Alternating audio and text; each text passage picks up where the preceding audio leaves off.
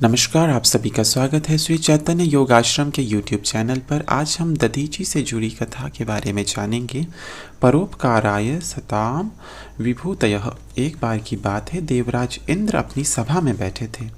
उन्हें अभिमान हो आया कि हम तीनों लोकों के स्वामी हैं।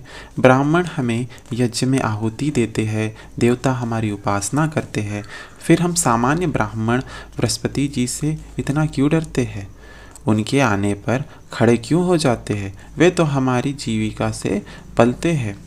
ऐसा सोचकर वे सिंहासन पर डट कर बैठ गए। भगवान बृहस्पति के आने पर ना तो वे स्वयं उठे, ना सभासदों को उठने दिया। देव गुरु बृहस्पति जी इंद्र का यह औदत्य देखकर लौट गए और कहीं एकांत में जाकर छिप गए। थोड़ी देर के पश्चात देवराज का मद उतर गया। उन्हें अपनी गलती मालूम हुई। वे अपने कृत्य पर बड़ा पश्चाताप करने लगे। दौड़े दौड़े गुरु के यहाँ आए, किंतु गुरु जी तो पहले ही चले गए थे। निराश होकर इंद्र लौट आए। गुरु के बिना यज्ञ कौन करावे? यज्ञ के बिना देवता शक्तिहीन होंगे। असुरों को यह बात मालूम हो गई। उन्होंने अपने गुरु शुक्राचार्य की सम्मति से देवताओं पर चढ़ाई कर दी। इंद्र को स्वर्ग छोड़कर भागना पड़ा। स्वर्ग पर असुरों का अधिकार हो गया। पराजित देवताओं को लेकर इंद्र भगवान ब्रह्मा जी के पास गए। अपना सब हाल सुनाया। ब्रह्मा जी ने कहा, त्वष्टा के पुत्र विश्वरूप को अपना पुरोहित बनाकर काम चलाओ। देवताओं ने ऐसा ही किया। विश्वरूप बड़े विद्वान, वेदज्ञ और सदाचारी थे, किंतु इनकी माता असुर कुल की थी। इससे ये देवताओं से छिपकर असुरों को भी कभी कभी भाग दे देते थे।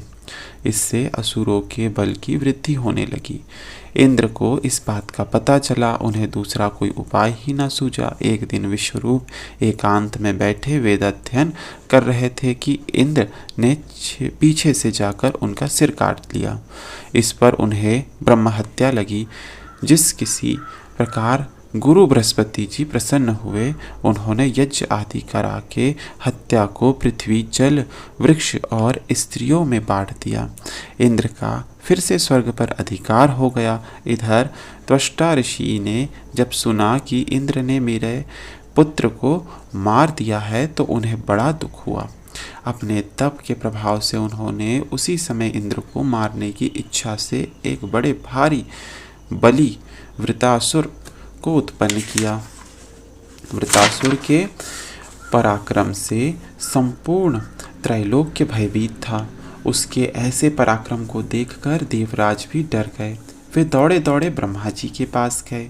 सब हाल सुनाकर उन्होंने ब्रह्मा जी से वृत्रासुर के कोप से बचने का कोई उपाय पूछा।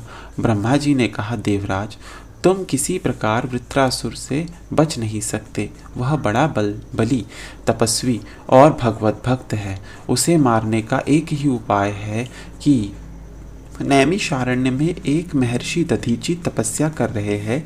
उग्र तप के प्रभाव से उनकी हड्डियां वज्र से भी अधिक मजबूत हो गई है। यदि परोपकार की इच्छा से वह अपनी हड्डी दे दे और उनसे तुम अपना वज्र बनाओ और वृतासुर को मार दो। ब्रह्मा जी की सलाह मानकर देवराज समस्त देवताओं के साथ नैमिषारण्य में पहुंचे।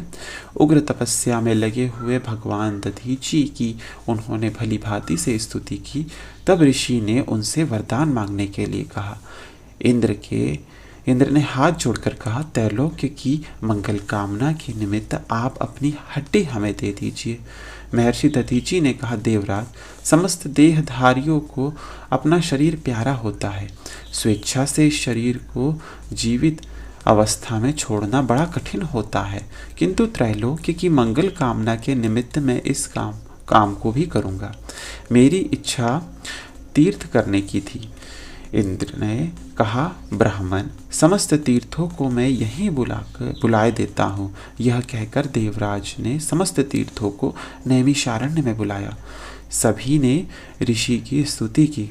ऋषि ने सब में स्नान, आचमन आदि किया और वे समाधि में बैठ गए।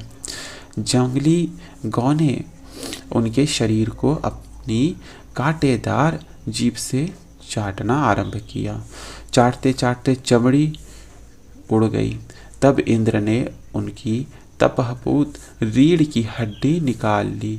उससे एक महान शक्तिशाली तेजोमय दिव्य वज्र बनाया और उसी वज्र की सहायता से देवराज इंद्र ने वृत्रासुर को मारकर त्रिलोकी के संकट को दूर किया। इस प्रकार एक महान परोपकारी ऋषि ने अद्वितीय त्याग के कारण देवराज इंद्र बच गए और तीनों लोक सुखी हुए।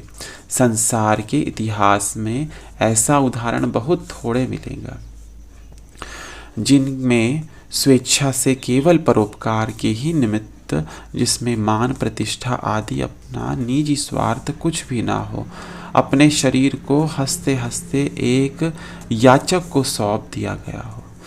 इसीलिए भगवान दधीची का यह त्याग परोपकारी संतों के लिए एक परम आदर्श है। दधीची ऋषि की और भी विशेषताएं देखिए। अश्विनी कुमारों को धर्म विद्या का उपदेश देने के कारण इंद्र ने इनका मस्तक उतार लिया था। फिर अश्विनी कुमारों ने इनकी धड़ पर घोड़े का सिर चढ़ा दिया और इससे इनका नाम अश्वशिरा विख्यात हुआ।